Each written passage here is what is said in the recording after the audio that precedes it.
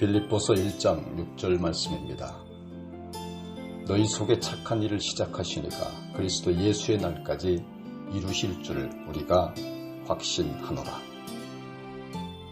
마가복음 9장 23절 말씀입니다. 할 수 있거든이 무슨 말이냐?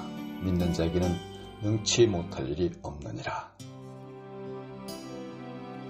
어느 개척교회 옆 건물에 술집이 새로 들어왔습니다. 술집은 밤마다 노래소리로 시끄러웠고 교회는 늘 그 소음에 시달려야만 했습니다. 견디다 못한 교인들이 모여서 회의를 했습니다. 술집이 잘 안 돼서 그곳을 떠나도록 기도하자는 결론을 내렸습니다. 특별 기도회가 열렸습니다. 술집이 장사가 잘 안 돼 떠나거나 문을 닫도록 해달라고 온 교회가 밤낮으로 부르짖기 시작했습니다. 그런데 놀라운 사실은 기도를 시작하면서 술집은 점점 손님의 발길이 끊기고 매상이 오르지 않아 결국 문을 닫을 지경에 이르렀습니다.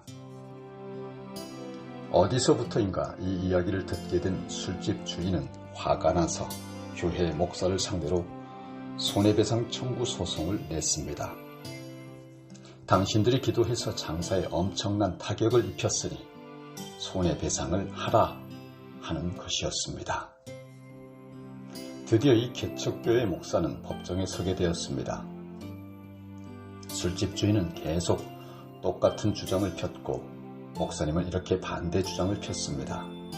세상에 기도한다고 가게가 망하다니 그건 말도 안 되는 이야기입니다. 억울합니다. 재판장은 이 어려운 문제를 심사하다가 결국 이런 판결을 내렸습니다. 술집 주인 믿음 좋음, 개척교회 목사 믿음 없음, 그리고 이것은 하나님께도 책임이 있으니 손해배상은 하나님께 가서 받도록 한다. 꽝. 여러분, 이 이야기는 믿음과 확신이 없는 기독교인을 풍자한 우스갯소리일 것입니다. 그러나 분명한 것은 많은 기독교인들이 기도하고도 스스로 그 응답을 기대하지 않거나 불신한다고 하는 사실입니다. 창세기 18장 14절로 여호와께 능하지 못한 일이 있겠느냐라고 말씀하셨고, 로마서 4장 18절로 아브라함이 바랄 수 없는 중에 바라고 믿었으니 라고 말씀하셨습니다. 많은 사람들이 오해하는 게 있습니다. 대단한 기적을 일으키려면 큰 믿음이 있어야 한다고 하는 것입니다. 그러나 믿음의 크고 작음보다 더 중요한 것은 진정한 믿음의 유무입니다. 마가복음 11장 24절 말씀에 그러므로 내가 너희에게 말하노니 무엇이든지 기도하고 구하는 것은 받은 줄로 믿으라. 그리하면 너희에게 그대로 되리라 하셨고, 요한복음 14장 14절로 말씀해 내 이름으로 무엇이든지 내게 구하면 내가 행하리라 라고 말씀하셨습니다. 믿음이 겨자씨 하나만큼만 있어도 도무지 상상할 수 없는 일이 일어납니다. 우리에게 2% 부족한 것은 바로 믿음입니다. 겉보기는 별 차이가 없는 것 같지만 믿음이 있는 자는 반드시 기적을 끌어당깁니다. 누가복음 17장 5절로 6절 말씀에 사도들이 주께 여짜오되 우리에게 믿음을 더하소서 하니 주께서 가라사대 너희에게 겨자씨 하나일 만한 믿음이 있었다면 이 뽕나무더러 뿌리가 뽑혀 바다에 심기우리라 하였을 것이요 그것이 너희에게 순종하였으리라. 제자들의 관심사는 믿음을 더 키우는 것이었지만 주님의 관심사는 제자들이 단순히 믿음을 갖는 것이었습니다. 뽕나무가 뿌리째 뽑혀 바다에 심겨진다는 것은 너무나 비현실적이지만 겨자씨 하나일 만한 믿음이 있으면 그런 비현실도 현실이 된다고 하는 것입니다. 이것은 과장법이 아니라 진리의 말씀입니다.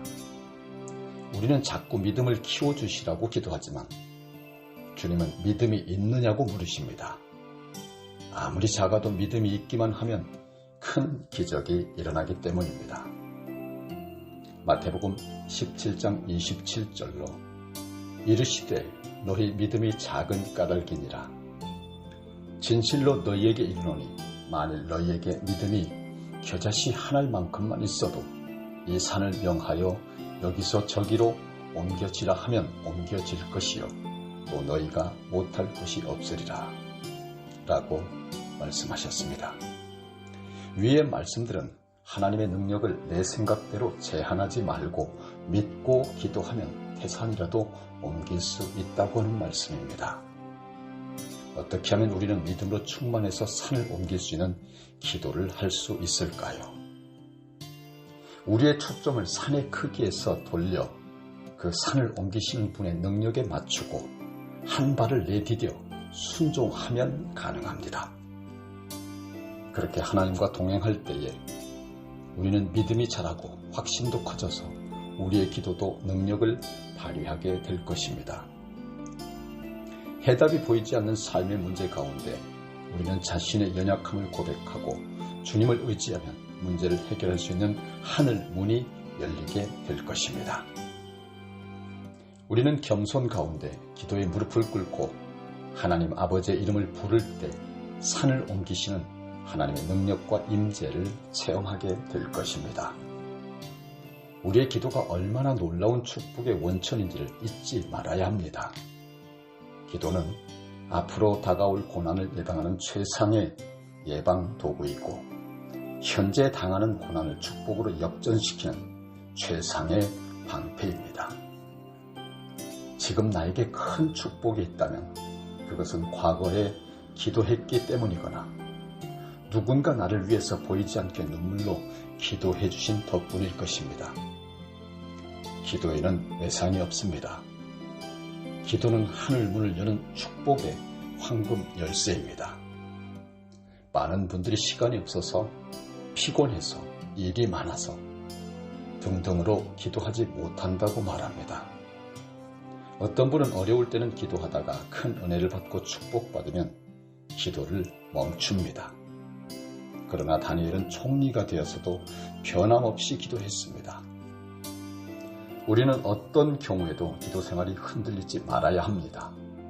바쁠 때, 피곤할 때, 잘 나갈 때, 높은 자리에 있을 때, 편안할 때 더 기도해야 합니다. 기도를 포기하면 내 영혼에 허점이 생기기 시작합니다. 그때부터 사단과 불행이 어느새 찾아와 우리의 영혼을 마구 흔들어댑니다. 우리가 진정 행복한 삶을 살리는 항상 기도하는 마음으로 살아야 합니다. 그러나 쓸데없이 이 산 저 산 옮겨달라고 한다고 다 해주시지는 않습니다. 하나님의 뜻에 맞는 목적을 가지고 기도해야지 하나님을 시험해보기 위해서나 알라딘의 요술 램프로 여기거나 하나님을 종처럼 부려먹기 위해서 아쉬울 때마다 구하라고 하는 것도 아닙니다. 그 기도하는 목적이 하나님의 뜻에 부합될 때에 태산을 옮기는 것 같이 어려워 보여도 하나님의 능력을 제한하지 말고 믿음으로 기도하고 때로는 명령하라는 말씀인 것입니다. 욥기 42장 1절로 2절 말씀에 욥이 여호와께 대답하여 이르되 주께서는 못하실 일이 없사오며 무슨 계획이시든지 못 이루실 것이 없는 줄 아오니 라고 말씀하셨고 예레미야 32장 17절로 주께서 큰 능력과 펴신 팔로 천지를 지으셨사오니 주에게는 할 수 없는 일이 없으시니이다 라고 말씀하셨으며 누가복음 1장 37절 대저 하나님의 모든 말씀은 능하지 못하시니 없느니라 말씀하셨습니다. 우리는 하나님의 능력을 신뢰할 때 하나님의 능력을 경험할 수 있습니다. 주님은 죽이기도 하시고 살리기도 하시는 하나님임을 아브라함은 믿었기에 믿음의 조상이라고 하는 칭호를 얻을 수가 있었습니다. 설마 하나님이 하실 수 있을까 의심하면서 기도하지 마시고 하나님의 능력을 제한하지 마시고 전능하신 하나님을 전적으로 믿고 기도하시기 바랍니다.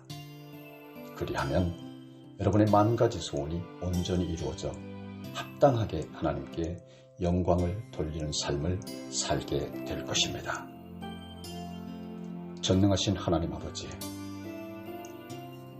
오늘도 하나님이 베푸시는 능력과 은혜를 의지하며 기도의 자리로 나아가게 도와주실 줄로 믿습니다.